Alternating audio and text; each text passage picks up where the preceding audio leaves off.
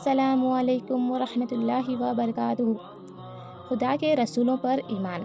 دیکھیں، کتابوں کے بعد ہم کو خدا کے تمام رسولوں پر بھی ایمان لانے کی ہدایت کی گئی ہے۔ یہ بات آپ کو پچھلے ویڈیو میں بتائی جا چکی ہے کہ خدا کے رسول دنیا کی تمام قوموں کے پاس آئے تھے اور ان سب نے اسی اسلام کی تعلیم دی تھی، جس کی تعلیم دینے کے لیے آخر میں حضرت محمد مصطفیٰ صلی اللہ علیہ وسلم تشریف لائے۔ اس لحاظ سے خدا کے تمام رسول ایک ہی گروہ کے لوگ تھے۔ اگر کوئی شخص ان میں سے کسی ایک کو بھی چھوٹا قرار دے تو گویا اس نے سب کو جھٹلایا، اور کسی ایک کی بھی تصدیق کرے تو آپ اس کے لیے لازم ہو جاتا ہے کہ سب کی تصدیق کریں۔ فرض کرو کہ 10 آدمی ایک ہی بات کہتے ہیں، جب تم نے ایک کو سچا تسلیم کیا تو خود بخود تم نے باقی 9 کو بھی سچا تسلیم کر لیا۔ اگر تم ایک کو جھوٹا کہو گے تو اس کے معنی یہ ہے کہ تم نے خود اس بات ہی کو جھوٹ قرار دے دیا جسے وہ بیان کر رہا ہے، اور اس سے 10 کی تکذیب لازم آ گئی۔ یہی وجہ ہے کہ اسلام میں تمام رسولوں پر ایمان لانا ضروری ہے۔ جو شخص کسی رسول پر ایمان نہ لائے گا وہ کافر ہوگا، خواہ وہ باقی رسولوں کو مانتا ہو یا نہ مانتا ہو۔ روایت میں آیا ہے کہ دنیا کی مختلف قوموں میں جو نبی بھیجے گئے ہیں، ان کی تعداد 1,24,000 ہے۔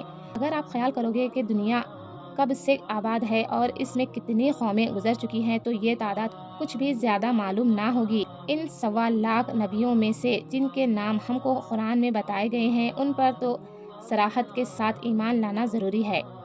باقی تمام کے متعلق ہم کو صرف یہ عقیدہ رکھنے کی تعلیم دی گئی ہے کہ جو لوگ بھی خدا کی طرف سے اس کے بندوں کی ہدایت کے لیے بھیجے گئے تھے وہ سب سچے تھے۔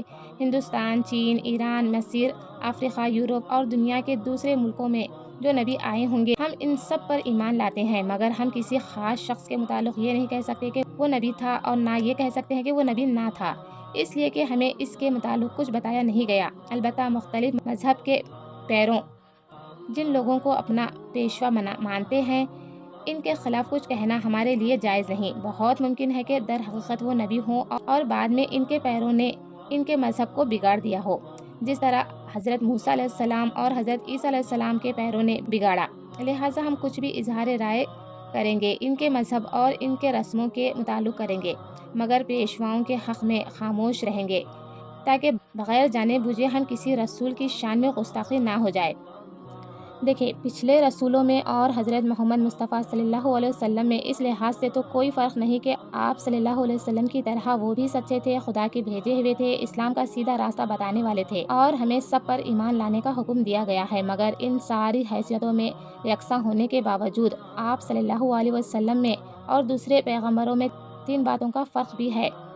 ایک یہ کہ پچھلے انبیاء خاص قوموں میں خاص زمانوں کے لیے آئے تھے، اور حضرت محمد مصطفیٰ صلی اللہ علیہ وسلم تمام دنیا کے لیے اور ہمیشہ کے لیے نبی بنا کر بھیجے گئے ہیں، جیسا کہ میں پچھلے ویڈیو میں تفصیل کے ساتھ بیان کر چکی ہوں۔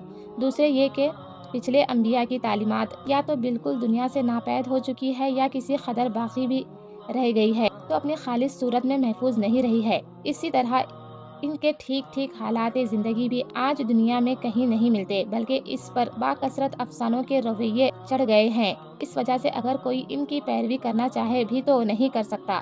برخلاف اس کے حضرت محمد مصطفیٰ صلی اللہ علیہ وسلم کی تعلیم، آپ کے سیرت پاک، آپ کی زبانی ہدایت، آپ کے عملی طریقے، آپ کے اخلاق و عادات، خصائل، غرض ہر چیز دنیا میں بالکل محفوظ ہے۔ اس لیے در حقیقت تمام پیغمبروں میں صرف آپ صلی اللہ علیہ وسلم ہی ایک زندہ پیغمبر ہے، اور صرف آپ ہی کی پیروی کرنا ممکن ہے۔ تیسرا یہ کہ پچھلے انبیاء کے ذریعے سے اسلام کی جو تعلیم دی گئی تھی وہ مکمل نہیں تھی۔ ہر نبی کے بعد دوسرا نبی آ کر اس کے احکام اور قانون اور ہدایات میں ترمیم و اضافہ کرتا رہا، اور اصلاح و ترقی کا سلسلہ برابر جاری تھا۔ اسی لیے ان نبیوں کی تعلیمات کو ان کا زمانہ گزر جانے کے بعد اللہ تعالیٰ نے محفوظ بھی نہیں رکھا، کیونکہ ہر کامل تعلیم کے بعد پچھلی ناقص تعلیم کی ضرورت باقی نہیں رہی تھی۔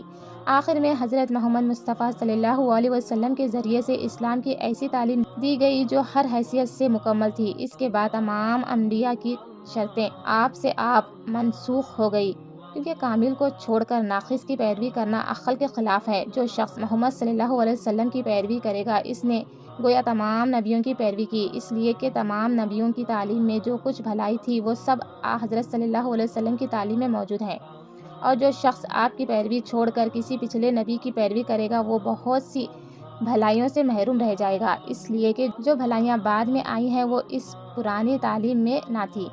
ان وجہوں سے تمام دنیا کے انسانوں پر لازم ہو گیا ہے کہ وہ صرف حضرت محمد مصطفیٰ صلی اللہ علیہ وسلم کی پیروی کرے۔ مسلمان ہونے کے لیے ضروری ہے کہ انسان حضرت محمد مصطفیٰ صلی اللہ علیہ وسلم پر 3 حیثیتوں سے ایمان لائے۔ ایک یہ کہ آپ خدا کے سچے پیغمبر ہیں، دوسرا یہ کہ آپ کی ہدایت بالکل کامل ہے، اس میں کوئی نقص نہیں اور وہ ہر غلطی سے پاک ہے، تیسرا یہ کہ آپ خدا کے آخری پیغمبر ہیں، آپ کے بعد قیامت تک کوئی نبی کسی قوم میں آنے والا نہیں ہے، نہ کوئی ایسا شخص آنے والا ہے جس پر ایمان لانا مسلمان ہونے کے لیے شرط ہو، جس کو نہ ماننے سے کوئی شخص کافر ہو جائے۔ اب آخرت پر ایمان کے بارے میں جانتے ہیں۔ دیکھیں، جس چیز پر حضرت محمد مصطفیٰ صلی اللہ علیہ وسلم نے ہم کو ایمان لانے کی ہدایت فرمائی ہے وہ آخرت ہے۔ آخرت کے متعلق جن چیزوں پر ایمان لانا ضروری ہے وہ یہ ہیں۔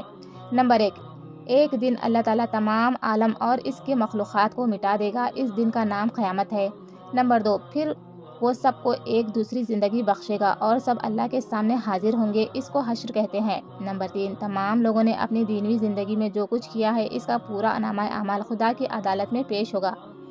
نمبر 4، اللہ تعالیٰ ہر شخص کے اچھے اور برے اعمال وزن فرمائے گا، جس کی بھلائی خدا کی میزان میں برائی سے زیادہ وزنی ہوگی اس کو بخشے گا، اور جس کی برائی کا پلہ بھاری رہے گا اسے سزا دے گا۔ نمبر 5، جن لوگوں کی بخشش ہو جائے گی وہ جنت میں جائیں گے اور جن کو سزا دی جائے گی وہ دوزخ میں جائیں گے۔ اللہ اکبر، اللہم اجرنی من النار۔